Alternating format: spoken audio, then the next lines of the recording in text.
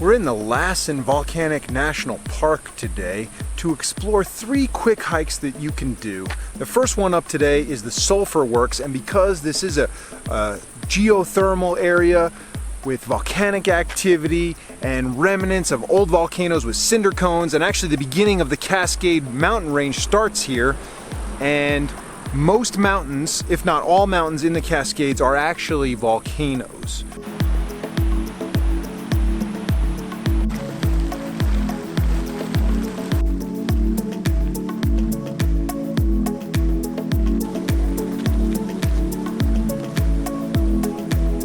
So with all that geothermal activity, you have things like steam pots, bubbling mud pits, and all sorts of different energy being expunged from the center of the earth, and a strong sulfur smell. That gas that's being vented is the sulfur gas. It smells like someone went on a hard-boiled egg frenzy and just was boiling eggs 24/7.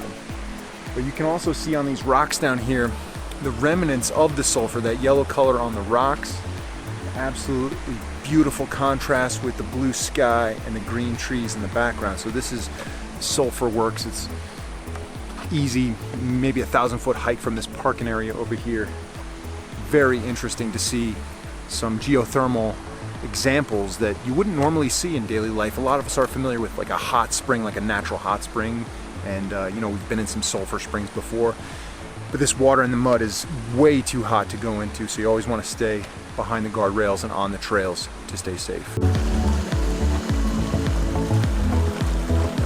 Would you believe there's actually heat-loving microorganisms that live in there right now? And scientists actually study mud pots like this in an attempt to try to understand the beginning of life on our planet, because they think the origin of life came from a situation much like this.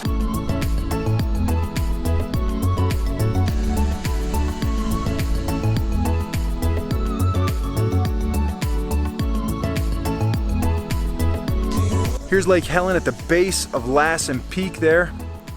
You can actually hike to the top of Lassen Peak. Lassen Peak is actually one of the largest plug dome volcanoes in the world. Its last eruptions were between 1914 and 1921, with the largest occurring in 1915. It paved the way for the creation of the Lassen Volcanic National Park, which was created in 1916. So Lassen Peak, like I mentioned, is a plug dome volcano, and what that means is it was formed when lava was too thick to flow over the sides of the volcano. It created a plug at the top, and it hardened, and eventually a steam blast blew the top off and shot lava and rocks in a giant eruption, and that must have been the biggest one they've had in 1915. Since then, it's been pretty dormant, but still magnificent and beautiful.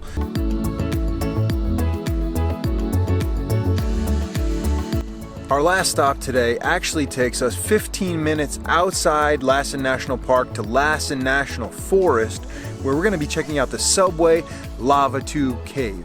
It's about 1/3 of a mile passage through the cave, and the temperature inside the cave is 46 degrees Fahrenheit year-round. So not sure if I should bundle up, but it's only 1/3 of a mile, so I think I can handle it. It's completely dark in there, so you definitely want to bring a headlamp or a flashlight, some source of light.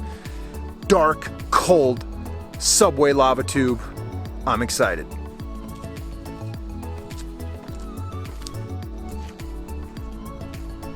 So this part of Lassen National Forest is actually, looks like it's part of high desert climate here. And the interesting thing about, I imagine, the forest, but definitely Lassen National Park, is it's a crossroads where 3 different ecosystems meet and 3 different climates. You have, on the east side, you have the desert of the Great Basin. On the north side, this is the beginning of the Cascade Range. And on the south side, you have the northern end of the Sierra Mountains. So those 3 different ecosystems combine to form a very diverse landscape and a wide range of wildlife and habitat here in Lassen National Park, even though right now we're in the National Forest. Let's go check out the subway cave.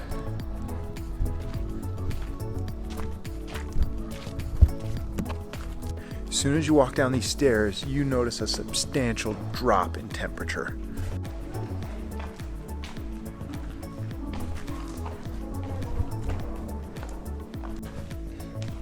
So you can actually see your breath. It's getting so cold down here. Actually feels good because it's been a warm day. But the way lava tubes form is the outer part of the lava that comes in contact with the air will harden before the fast-moving lava in the middle. So as the lava in the middle moves out, it leaves behind this hardened shell or lava tube, and that's what we're left with here. Pretty cool. You can see the volcanic rock on the ground and on the ceiling.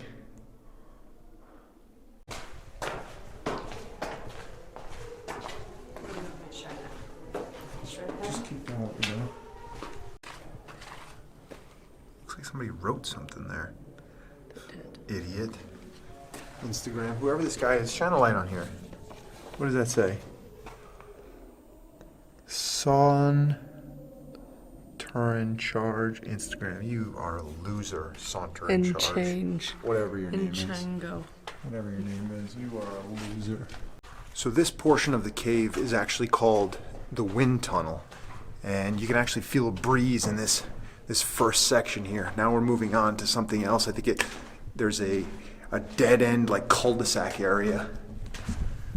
So this cul-de-sac was actually formed by a side branching lava flow that kind of shot off from the side of the main flow and then receded back into the main flow and then left this little cul-de-sac behind. And it's interesting because you can actually see groundwater seeping through on the ceiling here.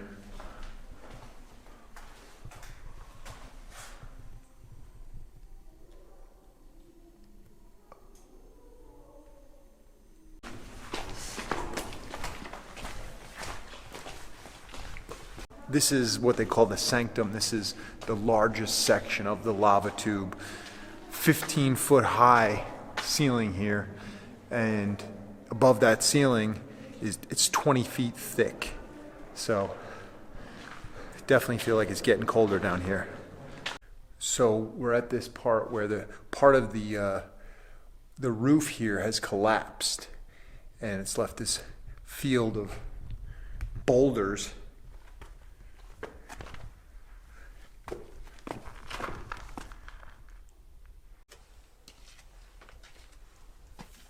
Well, that's it from Lassen National Park and National Forest. I could spend a lot more time here. This place is absolutely amazing. There's so much to do, so many hikes, and it does not get that crowded at all. So highly recommend you check out both Lassen National Park and National Forest. Plenty more coming. Hit that subscribe button. In the meantime, get out there, find your adventure, and be infamous. So honey, what's worse, my farts or the Sulfur Works there? Which one's worse? You.